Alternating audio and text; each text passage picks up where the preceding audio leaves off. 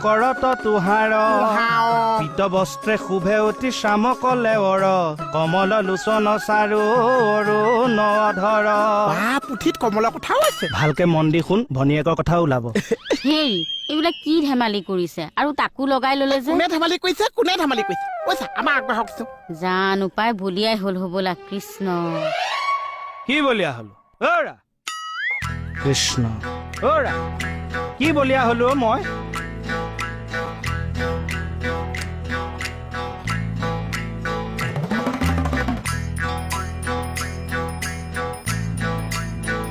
কৃষ্ণ হেৰা হেৰা মণি, কি এজন ভকত আহিলে, মই বাকী দুজনক নিমন্ত্ৰণ দি আহোঁ। তাৰ মানে মুখন ভকত হৈহে আহিছে। চোৱাচোন, নিজে আহি ভকতে পদাৰ্পণ কৰিছে, সাক্ষাৎ দামোদৰ। কম ভাগ্নে মোৰ। মোহনো ভকত নেপায় জীৱক সেই জ্ঞান কৰিব নেপায়। আজি শাস্ত্ৰই কি কৈছে যে কুকুৰৰ শৃগাল গদৰ ভৰো আত্মাৰাম জানিয়া সবাকো কৰি বা প্ৰণাম। তুমি তেখেতক ভক্তিভাৱে শুশ্ৰূষা কৰা, মই বাকী দুজনক নিমন্ত্ৰণ দিওঁ। খালি এটা কথা, এইজন ভকতক আগতীয়াকে ভাত যে আগবঢ়াইছো নকবা।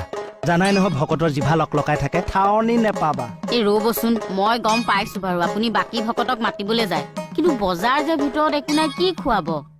ৰাম, ভকতক আহিবলৈ দিয়াচোন, বজাৰ হ'ব নহয়। কৃষ্ণ হে প্ৰভু, এজনে কি কৰিম বুলি ভাবিছে নেজানো আৰু ইফালে ভিতৰত মালৈ পাত এডালো নাই মানে।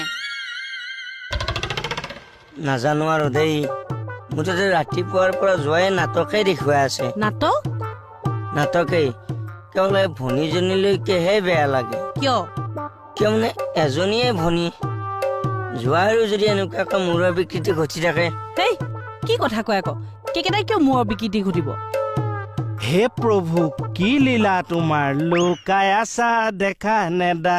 ভকতৰ কথা ভাবিহে আছো, সাক্ষাৎ ভকতক পালো। কোন ভকত? আপুনি দেৱী। দেৱী? মই কোৱা নাছিলো। কেইকেইটা আপোনাৰ কিবা হ'ল নে কি?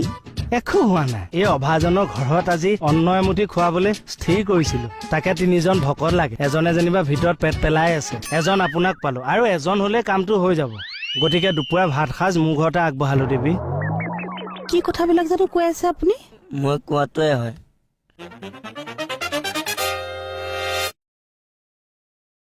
এই বাইলং শুন, আমাৰ ঘৰত আজি ভাত আগবঢ়াইছো। তিনিজন ভকত লাগে, মোৰ মোহন আহিল। তোক মই ইয়াতে কলো, খালি বেয়া নাপাবি, আহিবি। আপুনি ধেমালি কৰিছে নেকি? এয়া সাজ পিন্ধি মই ধেমালি কৰিম?